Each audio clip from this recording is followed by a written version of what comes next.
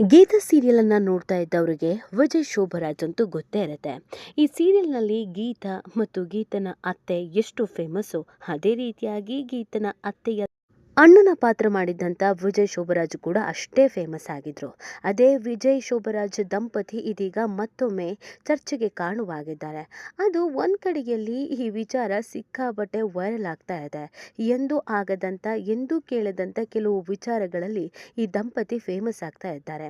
ಹೌದು, ಗೀತಾ ಸೀರಿಯಲ್ನಲ್ಲಿ ಖಳನಟನಾಗಿ ಮನೆ ಮಾತಾಗಿದ್ದಂಥ ವಿಜಯ್ ಒಬ್ಬ ತುಳು ನಟ ಅನ್ನೋದು ಎಲ್ರಿಗೂ ಗೊತ್ತಿದೆ. ಡೇರ್ ಡೆವಿಲ್ ಸೇರಿದಂತೆ ಅನೇಕ ರೀತಿಯಾದಂಥ ಸಿನಿಮಾಗಳಲ್ಲೂ ಕೂಡ ಇವರು ಅಭಿನಯಿಸಿದ್ದಾರೆ. ಗಂಡ ಹೆಂಡತಿ ಇಬ್ಬರೂ ಕೂಡ ಫೇಮಸ್ಸೇ. ಗಂಡ ಕಿರುತೆರೆಯಲ್ಲಿ ಇದ್ದಿದ್ದರಿಂದ ಹೆಂಡತಿಗೆ ರಾಜಾ ರಾಣಿ ರಿಯಾಲಿಟಿ ಶೋನಲ್ಲಿ ಅವಕಾಶ ಸಿಕ್ಕಿತ್ತು. ಅದಾದಮೇಲೆ ಗಿಚ್ಚಿ ಗಿಲಿಗಿಲಿ ರಿಯಾಲಿಟಿ ಶೋನಲ್ಲೂ ಕೂಡ ಅವಕಾಶ ಸಿಕ್ಕಿತ್ತು. ಆ ಕಾರಣಕ್ಕಾಗಿ ಇವರಿಬ್ಬರೂ ಕೂಡ ಫೇಮಸ್ಸೇ. ಇದೀಗ ಇವರಿಬ್ಬರು ಇನ್ನೊಂದು ವಿಚಾರದಲ್ಲಿ ಸುದ್ದಿ ಆಗ್ತಿದ್ದಾರೆ. ಹೀಗೂ ಉಂಟೆ ಅಂತ ಜನ ಹೌಹಾರಿದ್ದಾರೆ. ಹಾಗಿದ್ರೆ ಗಂಡ ಹೆಂಡತಿ ಇಬ್ಬರೂ ಸುದ್ದಿ ಆಗಿದ್ದು ಏನು, ಇದೆಲ್ಲವನ್ನು ಕೂಡ ಹೇಳ್ತಾ ಹೋಗ್ತೀವಿ. ಆದರೆ ಈ ವಿಡಿಯೋವನ್ನು ಕಂಪ್ಲೀಟ್ ಆಗಿ ನೋಡಿ. ಎಲ್ಲಿವರೆಗೂ ನಿಮ್ಮ ಮೆಗಾ ಸುದ್ದಿಯನ್ನು ಸಬ್ಸ್ಕ್ರೈಬ್ ಮಾಡಿಲ್ಲ ಅಂದರೆ ಈಗಲೇ ಸಬ್ಸ್ಕ್ರೈಬ್ ಮಾಡಿ. ಹೌದು, ಕೆಲವೊಮ್ಮೆ ಸೆಲೆಬ್ರಿಟಿಗಳು ಅನ್ನಿಸ್ಕೊಂಡವರು ಏನೇ ಮಾಡಿದ್ರು ಸುದ್ದಿ ಆಗ್ತಾರೆ, ಅದು ಸದ್ದು ಕೂಡ ಆಗತ್ತೆ. ಚಿಕ್ಕ ಚಿಕ್ಕ ವಿಚಾರಗಳು ಕೂಡ ಸಿಕ್ಕಾಬಟ್ಟೆ ವೈರಲ್ ಆಗತ್ತೆ. ಆದರೆ ಈ ಜೋಡಿ ಮಾಡಿದಂಥ ಒಂದು ಕಾರ್ಯಕ್ಕೆ ಇದೀಗ ಜನ ಹೀಗೂ ಮಾಡ್ಬೋದಾ, ಹಾಗಿದ್ರೆ ನಾವು ಮಾಡ್ಬೋದಿತ್ತು ಅಂತ ಹೌಹಾರಿದ್ದಾರೆ. ಅಷ್ಟಕ್ಕೂ ಆಗಿದ್ದೇನು ಅಂತ ಅಂದರೆ, ಸಾಮಾನ್ಯವಾಗಿ ನಾವೆಲ್ಲ ಯಾವುದಾದ್ರೂ ಒಂದು ಓಡಾಟ ಇದೆ, ಎಲ್ಲಿಂದ ಎಲ್ಲಿಗೋ ಹೋಗಬೇಕು ಅಂತಂದರೆ ಬಸ್ಸಲ್ಲಿ ಓಡಾಡ್ತೀವಿ ಮತ್ತು ರೂಮ್ಗಳನ್ನು ಬುಕ್ ಮಾಡ್ತೀವಿ. ಇಲ್ಲೆಲ್ಲ ನಮಗೆ ಇನ್ನಿಲ್ಲದಂಥ ಜಿರಳೆ, ಹಲ್ಲಿ ಹಾಗೂ ತಿಗಣೆಗಳ ಕಾಟ ಅಂತೂ ಇದ್ದೇ ಇರುತ್ತೆ. ಅದು ಸರ್ವೇ ಸಾಮಾನ್ಯ ಕೂಡ ಆಗಿರುತ್ತೆ. ಅದೇ ರೀತಿಯಾಗಿ ನಾವು ಅದು ಬಿಡಿ ತೀರಾ ಕಾಮನ್ ಅಂತ ಹೇಳಿ ಆ ಓನರ್ ಯಾರಿರ್ತಾರೋ ಅವರಿಗೆ ಬೈತೀವಿ. ಅದಾದಮೇಲೆ ಅಲ್ಲಿಂದ ಹೊರಟು ಹೋಗ್ಬಿಡ್ತೀವಿ. ಅದ್ರ ಬಗ್ಗೆ ಹೆಚ್ಚಿನ ರೀತಿಯಾದಂಥ ತಲೆನೋವನ್ನು ನಾವು ಅಂಟು ಹಾಕೊಳ್ಳೋಕ್ಕೆ ಇಷ್ಟಪಡಲ್ಲ.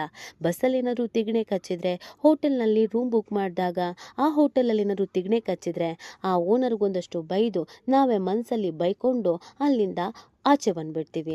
ಆದರೆ ಈ ಜೋಡಿ ಹಾಗೆ ಮಾಡಿಲ್ಲ, ಸರಿಯಾಗಿ ಬುದ್ಧಿ ಕಲಿಸಿದ್ದಾರೆ. ಇದು ಕರ್ನಾಟಕದಲ್ಲಿ ಆಗಿರೋದ್ರಿಂದ ಈ ವಿಚಾರ ಸಿಕ್ಕಾಬಟ್ಟೆ ವೈರಲ್ ಆಗಿದೆ. ಇದು ಬೇರೆ ಬೇರೆ ದೇಶಗಳಲ್ಲಿ ತೀರಾ ಕಾಮನ್ನೂ ಆಗಿದೆ.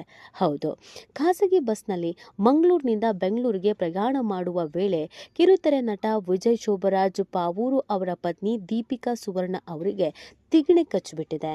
ಇದು ಆರೋಗ್ಯದ ಮೇಲೆ ಅಡ್ಡ ಪರಿಣಾಮವನ್ನು ಬೀರಿದ್ದ ಪ್ರಕರಣಕ್ಕೆ ಸಂಬಂಧಪಟ್ಟಂತೆ ಗ್ರಾಹಕ ನ್ಯಾಯಾಲಯವು ತೀರ್ಪನ್ನು ಪ್ರಕಟಿಸಿದೆ.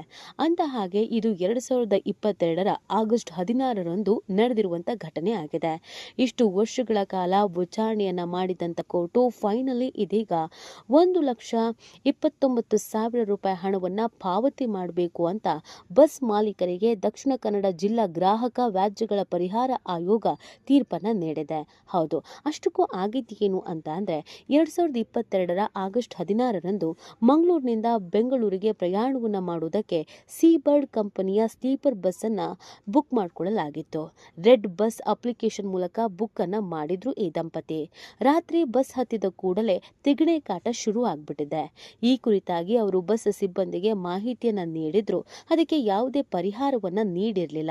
ತಿಗಣೆಯ ಕಾಟದಲ್ಲಿಯೇ ಬೆಂಗಳೂರಿನವರೆಗೂ ಪ್ರಯಾಣವನ್ನ ಮಾಡಿದ್ದ ದೀಪಿಕಾ ಸುವರ್ಣಗೆ ಅನಾರೋಗ್ಯ ಉಂಟಾಗ್ಬಿಟ್ಟಿತ್ತು.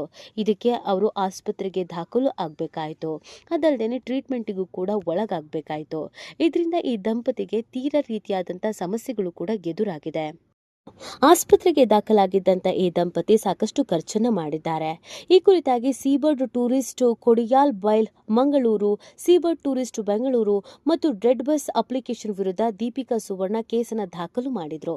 ಮಹಿಳೆ ನೀಡಿದ ದೂರಿನ ವಿಚಾರಣೆ ನಡೆಸಿದ ಆಯೋಗದ ಅಧ್ಯಕ್ಷ ಸೋಮಶೇಖರಪ್ಪ ಕೆ ಹಂಡಿಗೋಲ್ ಮತ್ತು ಶಾರದಮ್ಮ HG ಇದ್ದ ಪೀಠ ದೀಪಿಕಾ ಅವರಿಗೆ ಮೆಡಿಕಲ್ ಬಿಲ್ ಮೊತ್ತ 18,650 ರೂಪಾಯಿ, ಬಸ್ನ ಟಿಕೆಟ್ ಮೊತ್ತ 840 ರೂಪಾಯಿ, ಮಾನಸಿಕ ಕಿರಿಕಿರಿ, ಆರ್ಥಿಕ ನಷ್ಟ ಹಾಗೂ ಇತರ ಕಾರಣಗಳಿಂದ 1 ಲಕ್ಷ ರೂಪಾಯಿ ಹಣವನ್ನು ದೂರು ನೀಡಿದ ದಿನಾಂಕದಿಂದ 2023 ಏಪ್ರಿಲ್ 6 ಇಲ್ಲಿವರೆಗೆ ವಾರ್ಷಿಕ ಶೇಕಡ 6% ಬಡ್ಡಿಯೊಂದಿಗೆ ನೀಡಬೇಕು. ದೂರು ಮತ್ತು ವ್ಯಾಜ್ಯದ ಮೊತ್ತಕ್ಕಾಗಿ 10,000 ರೂಪಾಯಿ ಪಾವತಿ ಮಾಡಬೇಕು ಅಂತ ಆದೇಶದಲ್ಲಿ ತಿಳಿಸಲಾಗಿದೆ. ಡಿಸೆಂಬರ್ 30ರಂದು ಈ ಆದೇಶ ನೀಡಲಾಗಿದ್ದು, ಹಾಗೇನಾದರೂ ಆದೇಶ ನೀಡಿದ 45 ದಿನಗಳ ಒಳಗಾಗಿ ಈ ಮೊತ್ತವನ್ನು ಪಾವತಿ ಮಾಡದೇ ನೀಡದೇ ಇದ್ದಲ್ಲಿ ಎಲ್ಲ ಮೊತ್ತವನ್ನು ಶೇಕಡ 8 ವಾರ್ಷಿಕ ಬಡ್ಡಿ ದರದಲ್ಲಿ ನೀಡಬೇಕು ಅಂತ ಸೂಚನೆ ನೀಡಿದೆ.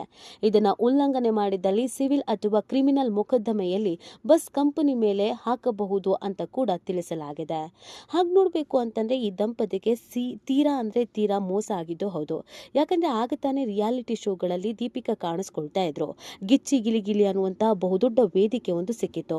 ಈ ಕಾರಣಕ್ಕಾಗಿ ಇವರು ಮಂಗಳೂರಿಂದ ಬೆಂಗಳೂರಿಗೆ ಓಡಾಡ್ತಾ ಇದ್ರು. ಈ ಸಂದರ್ಭದಲ್ಲಿ ತಿಗಣೆ ಕಚ್ಚಿ ಇವರ ಆರೋಗ್ಯದ ಮೇಲೆ ಪರಿಣಾಮ ಬೀರಿ ಅವರ ಆಸ್ಪತ್ರೆಗೆ ದಾಖಲಾಗಿದ್ರಿಂದ ಆ ಶೋನಿಂದ ಹೊರಗುಳಿಬೇಕಾಯ್ತು.